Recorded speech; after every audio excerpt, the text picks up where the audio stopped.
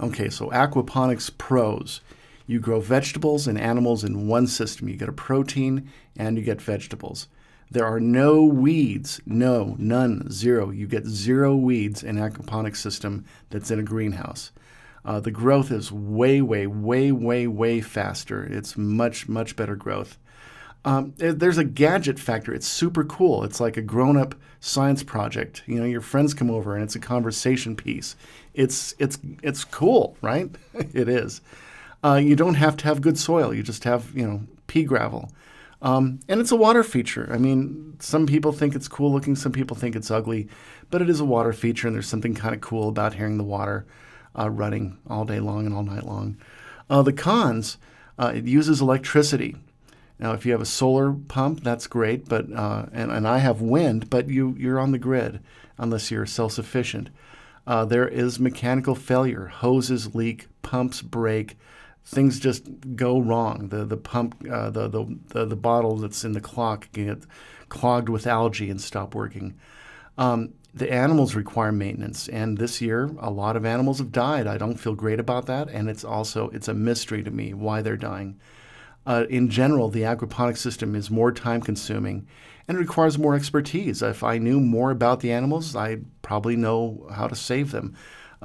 There's a lot more to know about an aquaponics system, and it's hard to make it truly organic because you have to feed something to the fish. Now, if you've got a vermicomposter, which I do have, you'd have to have a bionic one to generate enough worms to keep up with these fish. So if you can come up with an organic food supply for the fish, that's great. But most of the time, you're supplementing their diet with something that isn't certified organic. Pros to the square foot garden. It requires less time and less expertise. If you know how to garden, you can grow stuff in a square foot garden. You don't have to be an expert. It doesn't take electricity. All the power comes from the sun. There's no caretaking of animals. There are no moving parts, no mechanical failure, no coming home from work to find dry grow beds and a broken pump.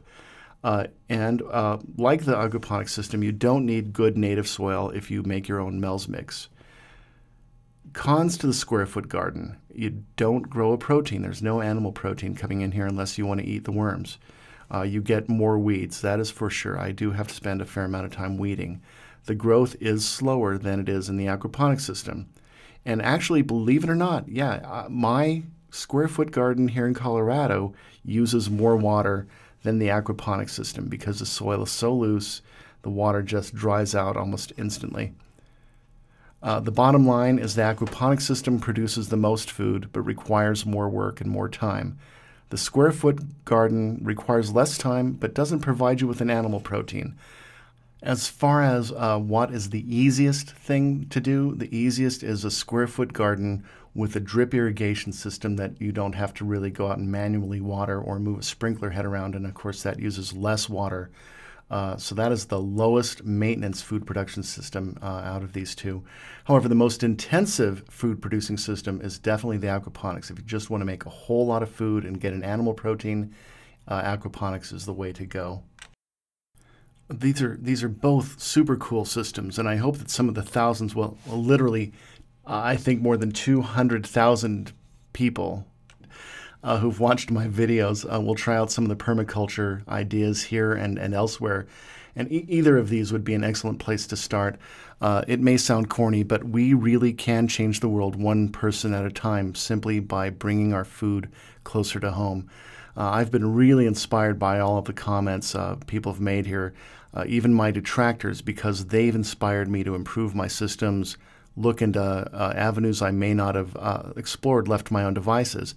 So thanks for all the guidance, especially to Travis Huey, who invented the Barrelponics system, and Mel Bartholomew, who came up with the square foot garden.